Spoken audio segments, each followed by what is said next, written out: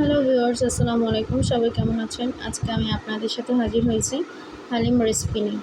হালিম রেসিপিটি রান্নার জন্য আমি এখানে রাঁধুনি হালিম মিক্স এটা ব্যবহার করেছি। এর ভিতরে দুটো প্যাকেট থাকে। একটার ভিতরে হচ্ছে চাল ডালের মিক্সড থাকে, আর একটা প্যাকেটে হচ্ছে মশলা থাকে। আমি চাল ডালের মিক্সডে একদম ফুটন্ত গরম পানি নিয়ে আধা ঘন্টার জন্য ভিজিয়ে রেখেছি, আর একটা বাটিতে আমি বাকি মশলা ঢেলে নিয়েছি।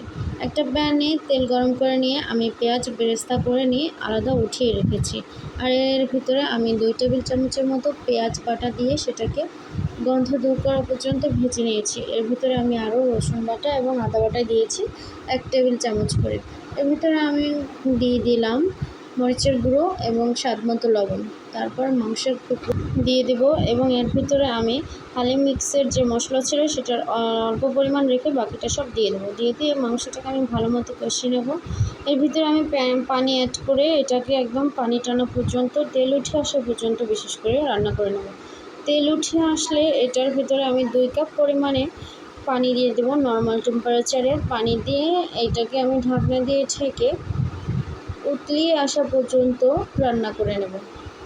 আমি পাশের মশলাগুলোকে দিয়ে দিচ্ছি ভিতরে, যাতে মশলাগুলো পুড়ে না যায়। এবার আমি এটাকে একটা ঢাকনা দিয়ে ঢেকে দিচ্ছি উতলিয়ে আসা পর্যন্ত।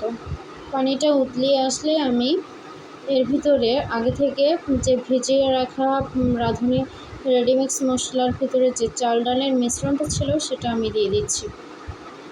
দিয়ে এটাকে আমি একটু নেড়েচেড়ে ভালো মতো মিশিয়ে নেব।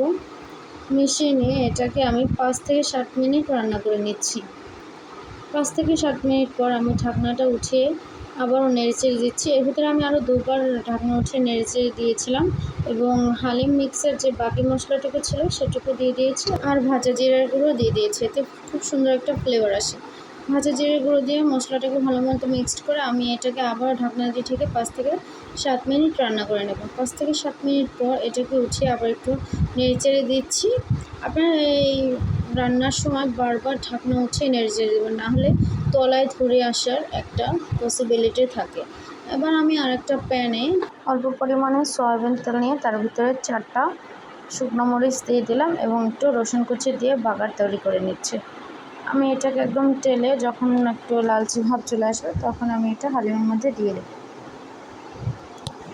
দিয়ে হালিমটাকে একদম ভালো মতো বাগারের সাথে মিক্সড করে ঢাকনা দিয়ে ঢেকে আমি আরও 5 মিনিট রেখে দেব।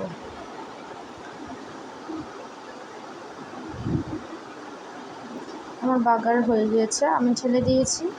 এখন কি সুন্দর একটা কালার এসেছে, তেমন সুন্দর একটা ফ্লেভার বের হচ্ছে। এবার আমি এটাকে একটা